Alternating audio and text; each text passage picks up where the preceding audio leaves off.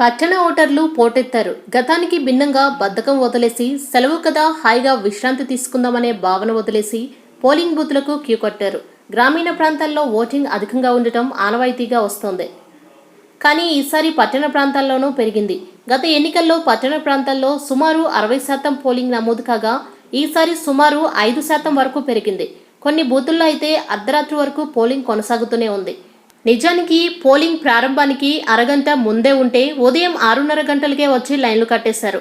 Polling ప్రారంభమైన 7 గంటల సమయానికే చాంతాడంత క్యూలు ఏర్పడ్డాయి. అయితే ఉదయం పలుచోట్ల ఈవీఎంలు మొరాయించడంతో పోలింగ్ సాగలేదు. అయినా అక్కడే ఉండి గంటల తరబడి వేచి చూసి మరీ ఓట్లేశారు. ఒకవేళ ఎవరైనా తిరిగి వెళ్లిపోయినా మళ్ళీ సాయంత్రం వచ్చి ఓట్లేశారు. ఓటేయడం తమ కర్తవ్యం అన్నట్లు, ఏదో ఓట్ల పండుగ వచ్చిందన్నట్లుగా కుటుంబాలతో సహా తరలివచ్చి ఓట్లేశారు. పట్టణాల్లో చాలా మంది ఉదయం ఇంట్లో అల్పాహారం చేసుకోలేదు. బయటకు వచ్చేసి హోటల్లో టిఫిన్ చేసి ఓటింగ్కు వెళ్లిపోయారు.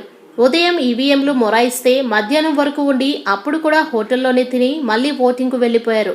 ఓటు వేసిన తర్వాతే ఇంటికెళ్లారు.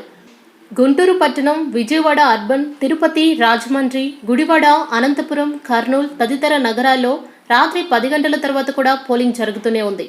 ఓటు వేయడానికి మధ్యతరగతి ప్రజలు ఉప్పెనలా కదిలివచ్చారు.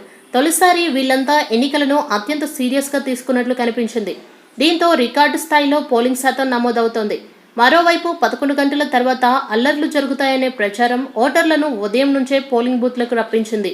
మనం ఓటు వేసి తీరాల్సిందే అన్నట్లుగా బూత్ల ముందు వేచి ఉండటం విశేషం.